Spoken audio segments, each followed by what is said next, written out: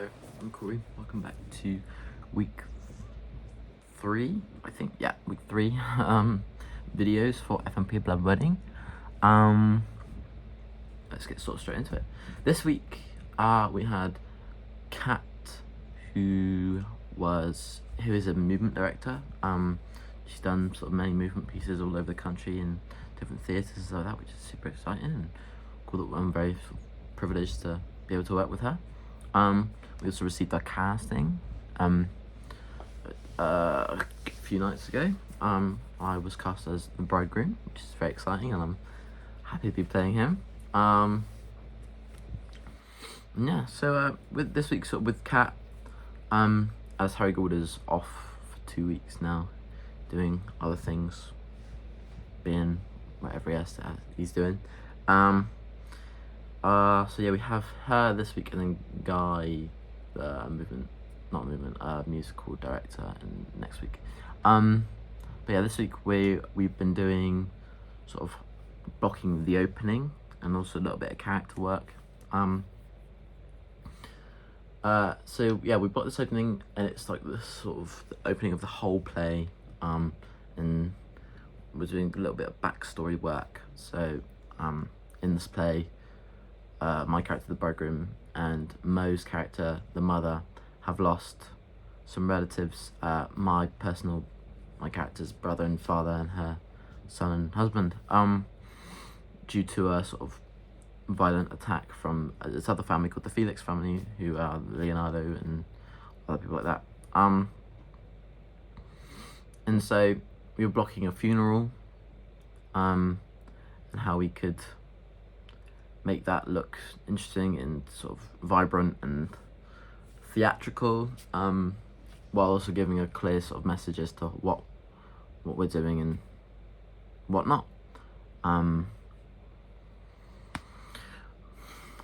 then yeah, we did some character work. So we walked around the space, which is a common thing for a lot of drama sort of schools. Yeah, we walk around the space and moving and sort of building up in sort of going from 1 to 10 of how extreme our characters and how they would walk.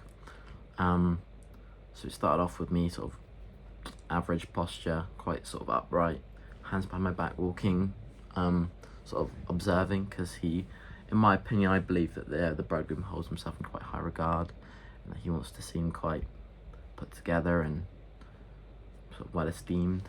And yeah, and it was making himself sort of seem bigger and much larger than life when we got to 10. So that it was good, and it worked really well. And I think what definitely went well was the fact that we've started blocking things now, and we're getting into it, and we're sort of doing some hard practical work, which hopefully will be used in the start of the play. Yeah, and then what didn't work well in my opinion. I guess it got towards the end of the day, and we were all a bit tired because we had been sort of moving a lot, and it was just trying to keep focused, and we sort of started mucking about a little bit, and which obviously is not the best thing, but sometimes as teenagers we need to sort of just like let off a little bit of steam and just have some time to just mess about and do things. But yeah, it's a difficult thing to do. Plans I've made for the next session is definitely just to try and stay more into it and just work as hard as I can, really, just to make sure that I'm not fumbling, but not messing about as much as I should be, and as much as I have been, sorry, not should be. Yeah. So the key question for today is, how does the research you complete in your theory work help you in the rehearsal room, with a particular focus on the research presentations? Talk about how this work helps the practical explorations. Well, it's like straight away, if I talk about the sort of theory work as a whole, and then I'll get into the presentation. Theory work as a whole, obviously, it gives you a lot of insight into the context of the play. super, super, super important, and especially with the research stuff, the presentation stuff. But also when doing mood boards and playlists and stuff like that, just to sort of get you in the headspace of these characters and the setting and the time periods and the plot, something like that. It just really brings it all together, and then you can sort of really hone in on certain bits that you want to explore more of. And then in the presentations as a whole, I guess for each person it's different. For my personal question, it was something like, why is Leonardo the only named character, and how does that make other characters see him and stuff like that. So for me, obviously Leonardo is, I think, the only named character for a reason to sort of either isolate him or make him sort of known as he is the sort of the glue of the play, maybe. Like, he is the reason that the whole thing is going on. It's because his family murdered the bridegroom's family, and then he runs away with the bride, and that he dated the bride in the past and stuff like that. And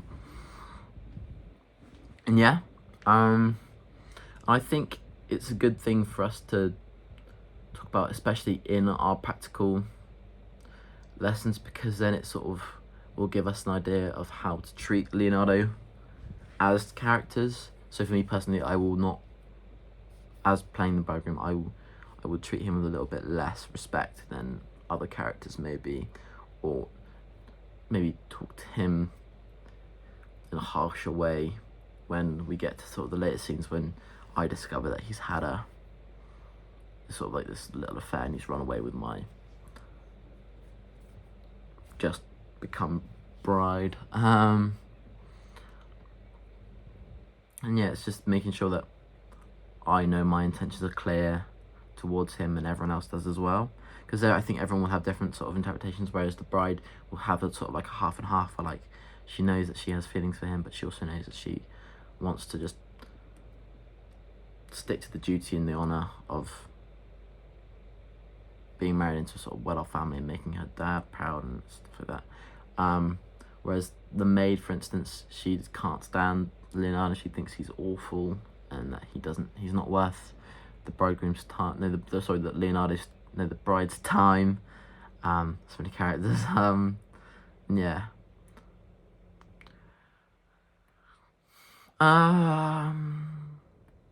What decisions am I making, especially with this self-development work?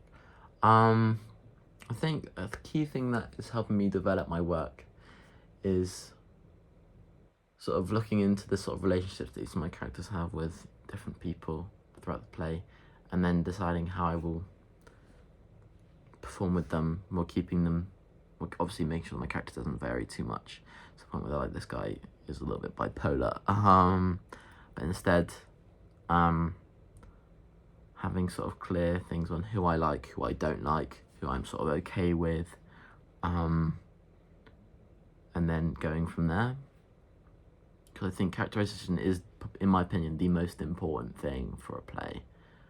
Because if there aren't any clear characters, then you're not really watching a play, you're just watching people talking, and it's not the same. And people won't enjoy it as much and stuff like that. Yeah. And that's it for this week's video. Thank you very much for watching, and I'll see you next week.